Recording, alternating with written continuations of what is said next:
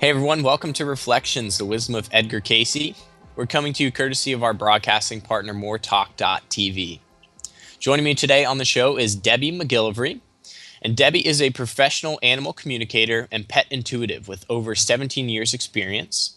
She is author of the book Untamed Voices and the Complete Idiot's Guide to Pet Psychic Communication, as well as the soon-to-be-released Animal Communication Bootcamp. Debbie communicates with animals all over the globe and holds workshops to teach people how to access this ability. She believes that we all hold the ability to communicate with our animal friends, and she is dedicated to opening people's hearts and minds to this phenomena. Her personal website is animaltelepathy.com. Debbie, thank you so much for joining us today on Reflections. Thank you for having me. I'm excited to be here. Excellent. And I want to start off with an introduction question. Can you let our listeners know what exactly it means to you to be an animal communicator? Being an animal communicator means I'm able to tap into animals on a deeper level. So I am able to hear, feel, see whatever it is they're trying to get across to me. So it goes beyond the physical sensations. So when I connect with an animal and I ask them a question, it's like a ball of energy that I receive and then I interpret it. So a lot of times it's like a little movie playing in my head and I'm able to interpret that so I can give people a better understanding of what it is their animal's trying to let them know. Excellent. And what are some examples of different situations in which animal communication could be beneficial? I get calls for all different reasons. A lot of times it's behavioral issues. You know, a cat is peeing outside of the box, or dogs keeping their people up all night, horses that all of a sudden are unhappy and are bucking. It's also used, a lot of people will call me with an older animal, trying to figure out if that animal is ready to pass over, if they need help passing over, if they want to pass on their own. And then we can honor them from whatever wish they have for that. I get calls a lot of times with people connecting with their animals in spirit as well, which I'm able to do. So we can bring animals from the other side through. I also, if people want to add an animal into their home, you know, rescue animals, to figure out if it's a good match for the home. You know, does this rescue animal want to be in a home with kids, or do they want to just be the only animal? So that way we can make a smoother transition when people are trying to add animals into their home. So there's really a variety of reasons that people can use an animal communicator. Excellent. And can you tell us a little bit more detail about how these messages come through to you, how exactly the communications come through? Is it animal specific or is it pretty general how it usually comes through? It's pretty general. I mostly get pictures when I'm working with an animal. So when I ask an animal a question, it's like I said before, it's like a little movie playing in my head that I interpret. When I will also feel pain in my body. So if I'm scanning an animal's body for pain, I'll begin to feel it in my body as well as a subtle sensation, which makes us, it's the animal trying to let us know we need to pay attention to this area of their body. Sometimes I'll taste things or smell things when I'm going into a body. If an animal has a specific treat, I may taste, you know, let's say peppermint, or I may smell something as well. It's their way of letting us know. It's another way of them, you know, letting us know what it is they're trying to get across. So the communication, you use all of your inner senses. My strong point really is my visual inner eye. Excellent. And I know Casey, when he would go and do his readings and be able to get communication for people, he had a bit of a preparation to do. Is there preparation involved before you go in and do a consultation? I always I take a moment to set my intention. Um, and when I set my intention, I'm specifically, asking to plug into the energy of a specific animal. So it's Lucky the dog who's located in, Charlotte, North Carolina, as opposed to some other Lucky the dog, for an example. And I also ask that none of, my vital energy be used. I ask for the message to come through as pure as possible for the good of all involved. So I do go through a process, an internal process of, and when I go through that intention process, I'm also automatically kind of quieting my mind. Excellent. And you talked a little bit about communicating with animals in spirit. This is a new one to me, and it's incredibly fascinating. Can you tell us a little bit more about what that involves and how that comes through? Sure. When I connect with an animal in spirit, I do it the same way as I'm connecting with a live animal. The only difference is I will take an extra moment to raise my vibration, so I am able to connect with the animal in spirit. And when I connect with the animal in spirit, I allow their essence to come through to me, it's the same as connecting with a live animal. We are connecting with the essence of the being, and a lot of times the animals will pull through other animals who are in spirit with them, or sometimes they'll also pull through people. They'll show me the people they are with, and sometimes the animal will relay messages. The people that they are with in spirit, they'll relay messages to me from them as well. Excellent. And this is a gift that you have that I'm sure you've honed over many years, but I'm sure the average person has had quite an experience, whether it's psychic or telepathic communication, some form of nonverbal communication from their pets. Um, in saying that, I'm sure everyone would love to get more in touch with that. So, what advice do you have as a professional for people who want to learn to communicate better with their own animals? I truly believe we all have this ability. I believe it's a gift from God, and it's an ability that we all have. It's really a matter of tuning into it and trusting in this. Animals communicate this way all the time. It's natural to them. And a lot of kids, before we rely on verbal communication, kids are natural at this. I have two little boys, and this comes natural to them. So I do believe everybody has the ability. A way to hone in on this is it sounds very simple, but it's hard to do in today's day and age, is to really be present in the moment. We're so busy multitasking. I've got to look at my phone. I've got to look at my emails. We feel guilty if we're just being still and in the moment. But if we can quiet our mind and be in the moment with our animals, information will begin to come through. A little trick that I like to tell people to do is to imagine your animal speaking with you. So ask them a question. Imagine that they are saying something to you. And a lot of times what that does, it just opens up our intuitive window a little bit wider. Right, absolutely. And in your book, Untamed Voices, you work a lot with exotic animals, such as tigers, lions, bears, and wolves. What are some of the things that they share with you as opposed to maybe a more common domesticated animal? And when you work with wild animals or animals in captivity, a lot of times their messages are a little bit different. Even though they have access to humans, it's a different relationship. And I've had the pleasure of working at many wonderful animal preserves and sanctuaries. And a lot of times people will, the people who care for these animals will want to know if they're getting enough interaction, if they like their food, if they like their neighbor. So a lot of times we can make changes to their enclosure or to the animal that's next to them to make them happier. Some animals want to be in the public eye, and some prefer to be in a part of the preserve where they don't get a lot of public contacts.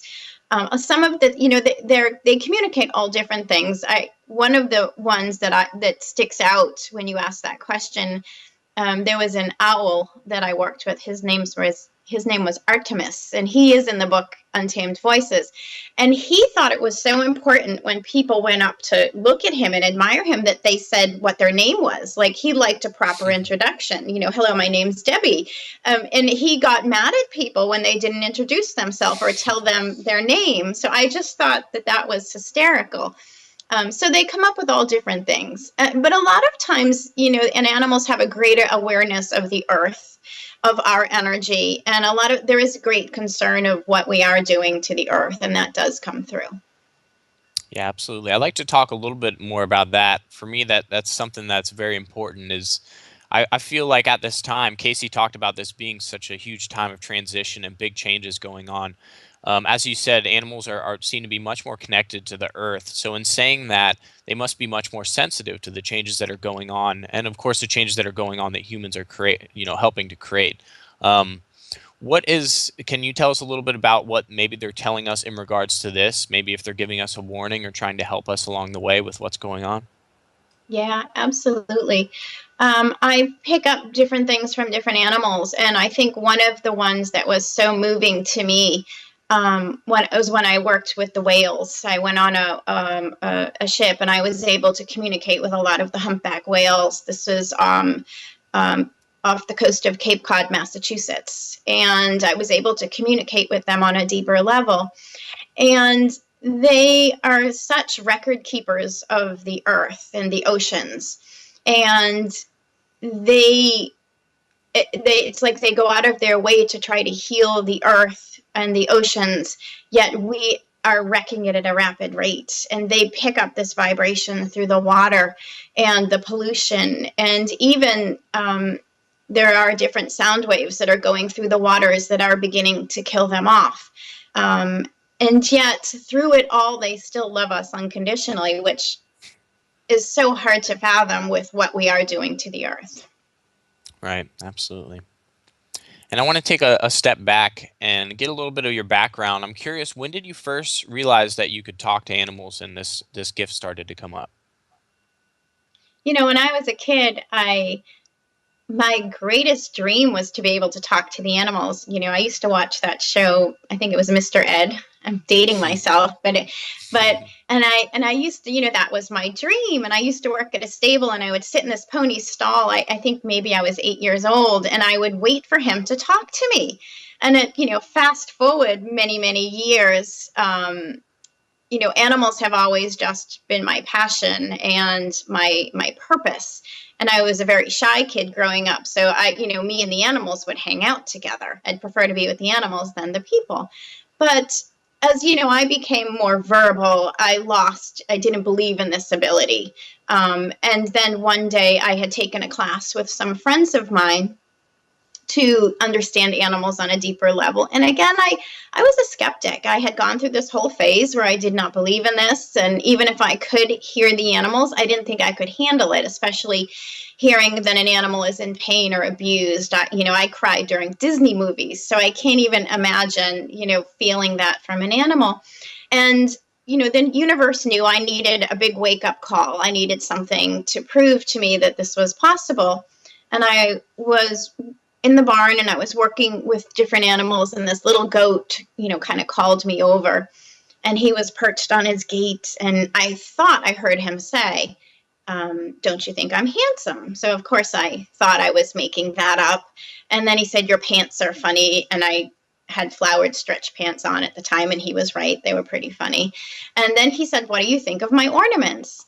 And I'm like, okay, where did that come from? I didn't make that up. I don't even know what that means. So when I went back and I was talking to one of the ladies who runs the program, she said, oh yeah, he always, every time the staff goes and feeds this goat, they're like, Tyler, what do you have for ornaments today? Because he always had stuff hanging off his horns. So to me, that was like, whoa, this is real. And then after that, I practiced every single day. I was hungry for it, and got to the point where I really felt I could help people. And that was Excellent. 17 years ago. So it's been a work in progress. Absolutely. And as a mother, how has it been to see your children grow up and see them in tune with this type of thing? It's great, and I it's wonderful when kids ask me questions and they believe in this. And I think it's so important, for the youth growing up to be able to have that connection with animals, and then they'll begin to have it with the earth, and then maybe we can turn things around. But Right. it's natural to them, to hear me, talk to the animals, or knowing that animals in spirit are still wandering our house and that type of thing. So, and they go and they tell their friends about it. So it's natural to them, which I love. That's very important to me. Absolutely. And Edgar Cayce said in one of his readings that our animals can sometimes reincarnate with us again from a previous life to our present life. What are your thoughts on this and the whole idea of reincarnation? Of course, maybe you can tell us a little bit about what it's like for an animal in the spirit realm. Sure. I absolutely believe animals reincarnate back to us. I will connect with an animal in spirit, and a lot of times they will tell me, I'm getting ready to come back. And sometimes they'll even tell me what they're coming back as. Look for me, I'm going to be this color, and I'm coming back in the spring. Sometimes they're very specific, sometimes not so much. They'll just say, yes, I am coming back when the time is right. So animals can incarnate back into our lives many times, and I do see this all the time. And I think it brings people comfort as well, knowing that their animal can come back into their lives to either complete a purpose, to help us with something, or to just be our partner through this journey. Absolutely. And there are some, I guess for our listeners, I'd like to maybe go over a few of like the common problems and what maybe you've found have been some of the issues that are causing this, what has been communicated to you from animals. I know Sure. there's oftentimes a lot of separation anxiety, especially when it comes to household dogs. Can you tell us a little bit about what you've found has been communicated about this? Sure. Sure. Um, Separation anxiety is a big one. That's a common one that, a lot of times dogs, when you leave, they love to be with us so much that when we leave, they'll destroy the house or rip things apart. It's their way of getting, anxiety is a form of energy, and it's their way of getting this energy out of their body, or a way of handling being upset. So, one of the most important things that I do when I work with animals is and this goes for kids as well, is you don't want to tell them what they're not supposed to do. Because if I tell my kids don't eat the candy out of the candy jar, what are they going to do the minute I turn my back is do that. And we're picturing that with animals. If we say, don't tear the house up, or don't eat the couch while I'm gone, we are actually picturing that in our minds, so they get confused. So I formulate a job, and I give them a purpose of what I really want them to do. So if I'm leaving, I will explain to them, and ask people to do this as well. Animals want to know how long we're going to be gone. So I'm going to work, I'll be gone 8 hours. And it's not that they necessarily understand hours and minutes, but when we say 8 hours as opposed to 3 days, it does send a different sense of energy. So they do begin to understand that sense of time. And then while we're gone, we give them a job to do. Your job is to watch over the house and to keep everything in order. If you feel anxiety, here is something to chew on. And so we're picturing the behavior we want. So a lot of times when we do that, we're giving the animal an outlet for that energy. So, okay, my job is to patrol the house. And by giving them something to chew on while we're gone, and giving them a designated chew thing, a lot of times it helps them to achieve that desirable behavior. And sometimes just acknowledging what an animal is going through. I acknowledge your fear of, me not coming home, but, I will be home. This is your job. Sometimes just acknowledging that helps them to heal that particular fear or that anxiety. Right. Another one I wanted to touch on is bringing a new animal into the home. I know a lot of people experience that, the dynamic that's involved with that. What's been communicated to you about that general issue? Yeah, it's really important if you want to add an animal into the home to check with the existing animals. It's a lot of jealousy can happen. It can be a rough transition if we don't check with the other animals. So a lot of times people will call me and say, I want to rescue another animal, but I don't want to disrupt my home in the process. So we'll check with the other animals and make sure it's okay and get their input. I just worked with a client yesterday, and she wanted to add another rescue cat into the home.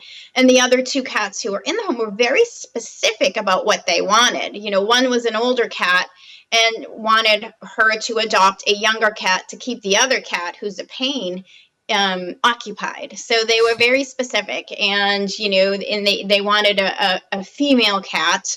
And sometimes they'll even actually get pretty specific, even as far as color. I want to, or they'll picture a color, and sometimes it turns out to be exactly the being the person was looking at in the first place. So they can be very, very specific, and by getting the cooperation of the animals in the home, the transition is a lot easier. Excellent.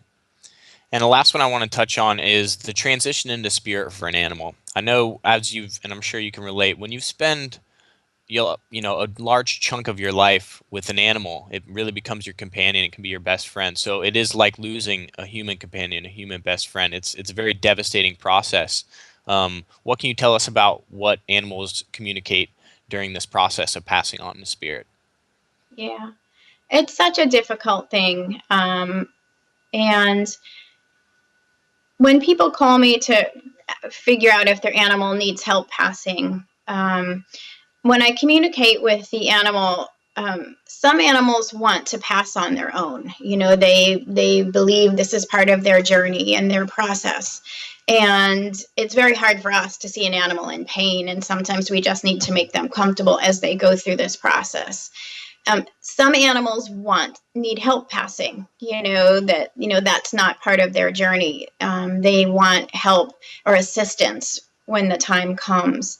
When I connect with an animal to figure out if it is time, I can tell when they come through to me just by their eyes, usually, if their spirit is fully in their body. I can tell when an animal is preparing to pass because the spirit will be almost half in and half out of the body. There's a different look to the eye, intuitively for me.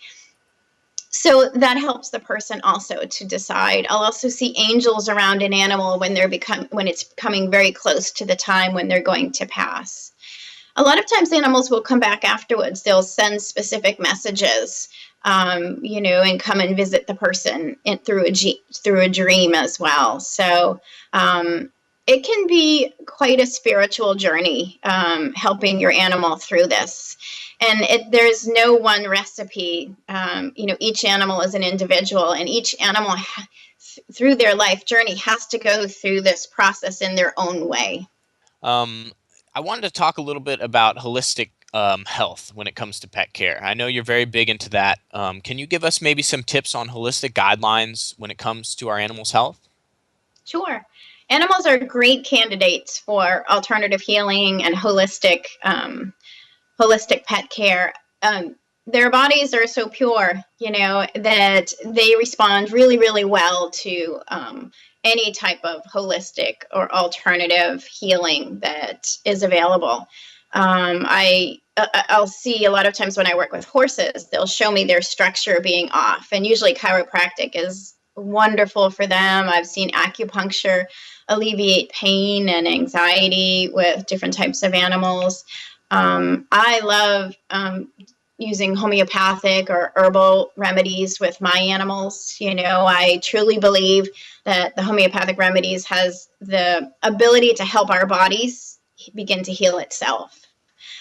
So I have a little emergency kit, and arnica is probably the number one thing that I use all the time. If I'm playing with my dog on the beach and she gets sore, I'll give her a little arnica. And that usually helps her to feel good the next day. Same with my horse. If I'm going on a long trail ride and I know they're going to be sore the next day, arnica, and myself too, arnica is a great remedy to have on hand. I do a lot with herbs as well. So there are different herbs, especially When it comes to bug season for the horses and my dogs, I'll make a all natural fly spray through different herbs and scents, which is so much healthier than all the chemicals Right. that are out there. So I truly believe, that we have access to all of these wonderful healing sources. We just need to educate ourselves. So I do try to help people to see that there are more natural solutions to healing our animals as well. Absolutely. And aside from using herbs and things like that to help heal and using alternative healing remedies, um, there seems to be a lot of health issues amongst domesticated animals. What would you say is the biggest reason for that? Is it lack of communication and lack of understanding that we can telepathically communicate? Or is it more of health issues that we're doing from not exercising or diet, or is it a little bit of all of that? You know, that's a great question. I think one of the big things, unfortunately, is our food supply. I think there's so many there's a lot of poor food choices that are available for our animals these days. Down to genetically modified foods, all the chemicals or the antibiotics or the additives in our foods. So food is a really great place to start if your animal is having health challenges, is to really feed really, really good quality food. It's very, very important. I've seen so many skin problems and a lot of things go away when really, really good food is offered, or they're switched over to something like that. So that's a great place to start. Exercise is, very, very important. People will say, well, I walk my dog, but some dogs really need a lot more exercise. They need to run full tilt, not all dogs, but some people say, well, I let them out back and they run around. That's really not exercise. So I think people need to understand what breeds need what as far as exercise is concerned.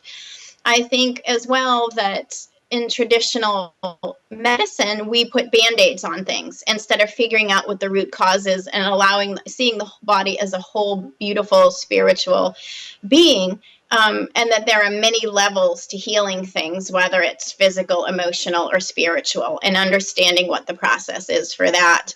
So I think when we see the big picture, that there are much better ways to address things than slapping a Band-Aid on something with pills. And of course, there's always, good reasons for that, I'm sure. But I think seeing the animal as a whole being is a great place to start.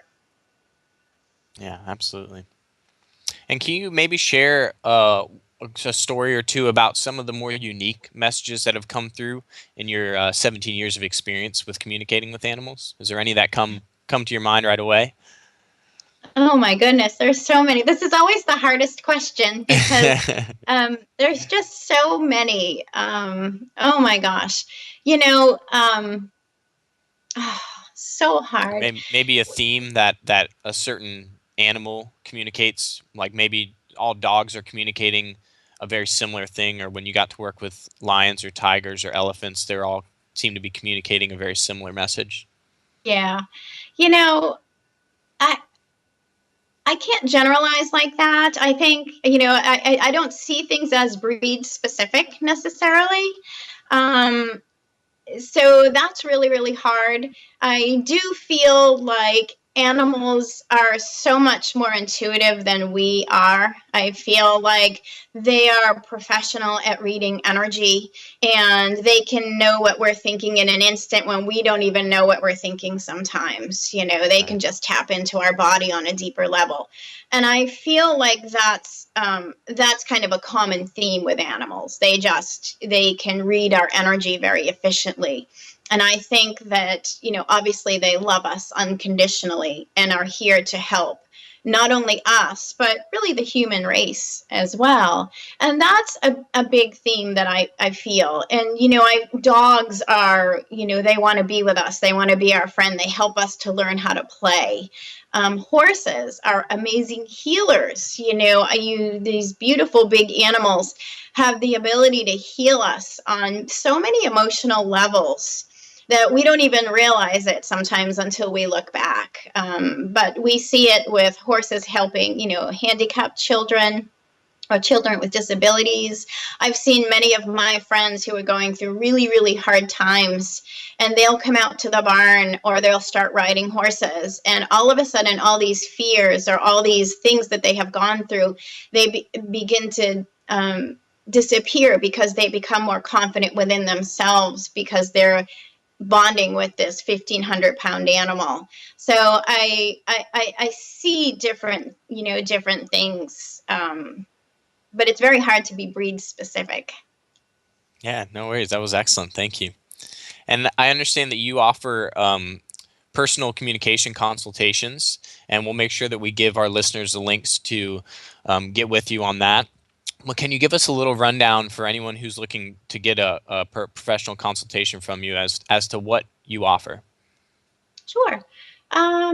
Like I've said before, I've been doing this for 17 years. I do mostly phone consultations. I will do also in-home visits as well.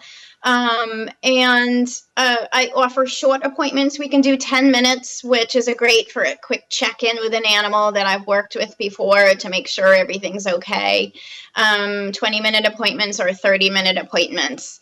And usually when somebody calls for an appointment, I'll ask them, which animal or, who did you want to start with?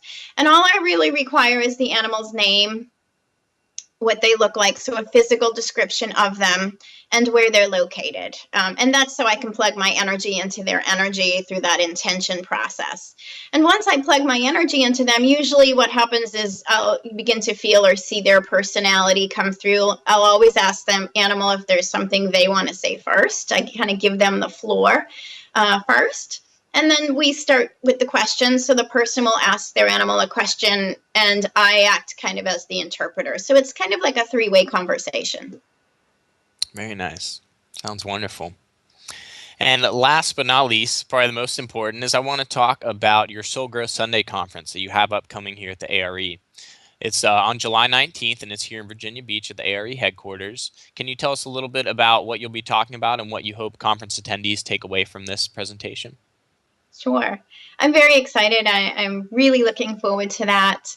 My passion is not only working with animals and healing animals, but it's teaching people this, how to connect with our animals on a deeper level. I enjoy it so much. And as I stated before, everybody has this ability. So I love offering this to people. So I usually will go through the stages of explaining how the information comes through, and I will do meditations with people just to help people kind of quiet their mind, especially in a big group setting, to kind of get to that quiet place. I'll go through the intention process, how to accurately plug your energy into an animal. And the fun part is I have fabulous animal teachers who've been teaching for a very long time, and I offer home study class as well. And so I have many, many animals who are teachers. So the beauty of this is during a class, they are able to connect with my animal teachers via pictures. So as you know, we don't have to be in person to do this. We can do this long distance. So they're able to connect with animals who are not physically there. And the great part of this is the participants in the class will be able to do this, and I'll be able to validate for them. So they will be connecting with some of my animals who they know nothing about. And when I validate for them the information they're getting or the questions I'm having them ask the animals, it's proof for them, kind of like what I talked about before when I had that goat and I had that aha moment. That's what I want to give people who take the class, is that aha moment where they're like, oh my gosh, I am doing this. And once you have that little nugget of information, it gives you confidence to keep going and to expand your abilities. So you may just get a little word or a little picture, but the more you practice it and expand upon your intuitive abilities, the information comes through in bigger and better ways. Excellent. Thank you. And we'll make sure that we give our listeners all the information they need to register for your presentation in July. I guess the last question I want to end on is, throughout your 17 years of experience working so intimately with animals and having these wonderful communications with them, Is there? I think it's obvious for anyone who spends time with animals. They're so full of wisdom. Like you said, they're so unconditionally loving, and I think that is something that they're here to teach us and show us. But if there's any one message that they're seeming to communicate to us, what would that message be, or a general idea that they're trying to communicate? I think the big thing is um, a big theme here is love, the importance of love. And I think animals, they have really true raw emotions and they love with their whole being. And I think as humans, we may use the word love a little bit too freely without putting our energy and our spirit and our soul behind it. And I feel like animals do this naturally, and they're here to teach us to get back to our soul. To love in that spiritual sense of the word, which we may think we do, but we don't. And animals are truly here. They're our teachers. They're amazing spiritual beings. And they're raw and they're pure. And I feel like as humans, we have so many layers, and so much baggage that if we can get back to that soul level of love, all the other junk goes away. And I feel like in general, that is a big purpose of why animals are in our lives and here. Absolutely. So it's very important that we listen and start communicating more with them. Absolutely. They have so much to tell us and share with us and to teach us, and they're great guides and partners. They are. When I am working with an animal, I honor them with amazing respect. And for people to think that animals are below us or unworthy, it blows my mind. They're far more intelligent and spiritual than a lot of people are. You're right. Yeah. I think the idea of unconditional love for me personally has been, and patience has been a big thing for me too. Is I've had Yeah. a dog since he was 6 weeks, and I've had him. He's about a year and a half now, and he has all of the things that I work with on a personal level, my spiritual ideals and principles. He's constantly reminding me and showing me how it's actually done. Yes, Yeah. that's a great point. Animals will come into our lives sometimes and they're mirror back, sometimes what we need to learn, or they mirror back things to us. And we may think, I've had animals in my lives and I'm like, oh, they're difficult, but they have taught me so much. So patience is such a big one. Yeah, That's great. absolutely. Wonderful. Well, Debbie, thank you so much for joining us on the show today. It's been a pleasure enjoying all of your wisdom that you shared with us, and your message is a very powerful one. I think it's incredibly important that we do listen to the wisdom of what animals are here to teach us, because this is a very unique, kind of tumultuous time, and they know how to help us get through it, and that's what they're here for. Thank you. Thank you very much. Of course, my pleasure. Thank you so much for joining us on the show. Okay. Bye-bye. Bye bye. Debbie is the featured presenter at Soul Growth Sunday Conference on July 19th, and her presentation is entitled Animal Communication: If You Listen, They Will Speak. This takes place at the A.R.E headquarters here in Virginia Beach. And for details on this experiential workshop that will help you to use your innate intuition to understand and practice animal communication, you can visit our website, as always, at edgarcayce.org/conferences. If you'd like to schedule a personal consultation with Debbie and learn more about her incredible work, you can visit her website at animaltelepathy.com. On behalf of everyone here at the Association for Research and Enlightenment and moretalk.tv, I'm your host, Brenton Bickerstaff, wishing you all a wonderful week. Remember to always treat others the way you would like to be treated, and that also goes for our animal companions. They have so much wisdom and love to give us. Pay attention, and you'd be surprised at what you can find. Thank you so much for tuning in to Reflections, the Wisdom of Edgar Cayce, and I'll see y'all next week.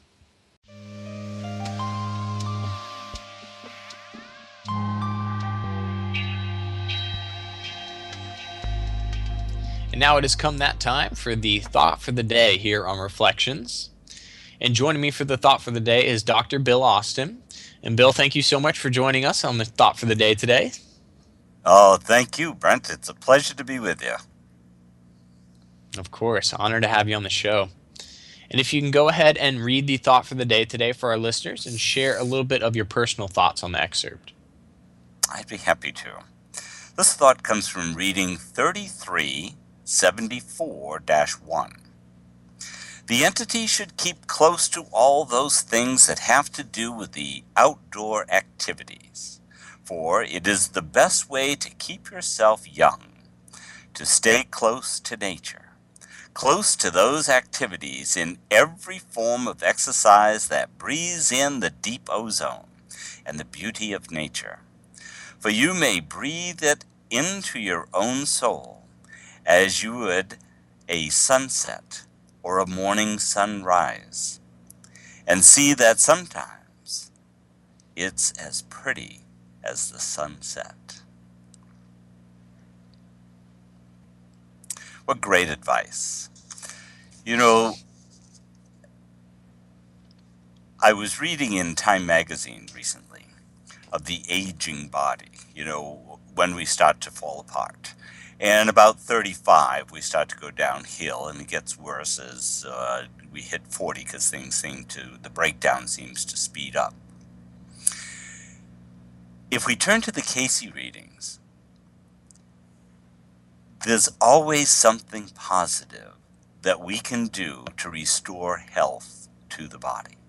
And one of the central focuses is exercise, whether it be in front of an open window, or more importantly, and he stresses this a lot, out in nature. About a year ago, my wife and I bought some bicycles. And I'm not the greatest thing on a moving object by any means. But we would go around the neighborhood, and we would also take it down to the Greenway, which runs along the Roanoke River. It's really beautiful. We'd go down midweek where there weren't too many people there. And we'd really cruise along, and I've grown to absolutely love it. And now that winter is here, we still try to get out to walk, but it's a little cold on the bicycle to do that, and sometimes a bit snowy. But just being outside is glorious. We were out shoveling the other day, and I just felt so good being out in the fresh air, physically working, doing some exercise. And it's comical because one of our neighbors has a little child care center, and I had dug a trench for the water to run down into the gutter, and he was out with his shovel and he was filling it all in. And there was a part of me that was saying, "Oh, what are you doing in my canal?" And another part inside of me that was saying, "Oh, thank you. I get to go outside again. I get to do some physical activity outside." Being outside is magical. Years ago, I worked as a wilderness instructor and took kids out into the wilderness for 2 or 3 weeks at a time, sleeping out under the stars and hiking all day or rock climbing and rappelling. I can't think of a time when I felt so good as when I was physically active, but when I am physically active outdoors. Being close to nature, Cayce always said, was being close to God. Yeah, absolutely. That's wonderful. Thank you for sharing all that. Yeah, I resonate completely with this. You raise a great point in that I don't think I've ever felt so alive and kind of healthy than the times when I'm outdoors and I'm really immersed in nature.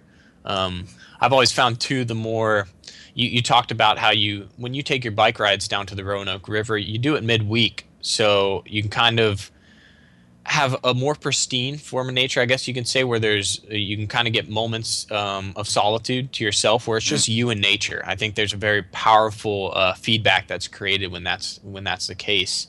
You really get to, for me recently, I live here in Virginia Beach, and there's a nice state park, and there's been a lot of snowfall lately. And we live near a Navy base where there's jets that are constantly flying over. But because of the snowfall, the jets were not flying over. And these are very loud fighter jets, Navy jets. So when the snowfall came, I was always out in First Landing, and it's beautiful not only to see First Landing covered in snow, but also to finally, probably for one of the first times since I've been living here in Virginia Beach, to hear what it sounds like, what nature sounds like. For me, that was a very spiritual healing experience. And I love how Cayce addresses that this is the best way to keep yourself young. And I absolutely could not agree more with that. I've spent a lot of time out in nature, and it's absolutely an essential part of my spiritual practice to spend time out in nature. And if there's a couple things I can contribute my health to over the years, as I see many of my friends kind of not keeping up with health practices. I think one of the most essential things is being out in nature. The amount of time that I spend out in nature. And I see a lot of people, especially this younger generation, where we sit in front of put a screen in front of us and we're okay. We can stay inside all day, or give us Netflix or give us a television and we'll be fine. Um, I tend not to subscribe to that paradigm, because I've felt the spiritual effect, the healing effect, and how it can really keep you young and enlivened and really optimistic. It can help you to stay grateful. It can humble you to be out in nature. There's all these incredible health benefits that I think a lot of people really need to start incorporating more into their lives. And it's just absolutely essential for us to be out in nature. The other thing that Cayce brings up in this reading is the emphasis on exercise, and the way he words his readings is always so powerful. He says to stay close to nature, close to those activities in every form of exercise that breathes in the deep ozone, the beauty of nature. And I love how he says every form of exercise, because there's this emphasis within that I guess the health movement, the health community, the health conscious people, where they have very specific. Everyone has their own specific exercise, and they think that might be the best. But the beauty I love of the Cayce material is that any form of exercise is wonderful. It's beneficial. And for me personally, I do very simple stretches daily. And I think that's a beautiful form of exercise. Or I just go out hiking in nature. I'm not going out and I'm not sprinting and running miles and doing heavy lifting weights. I'm just doing these very simple forms of exercise. And I think it's essential that people understand that any form of exercise is in a way a way to keep you more in touch with God, because it helps you to be more in tune with your own personal body. I think you bring up a good point about the exercise. The best exercise is the one you do.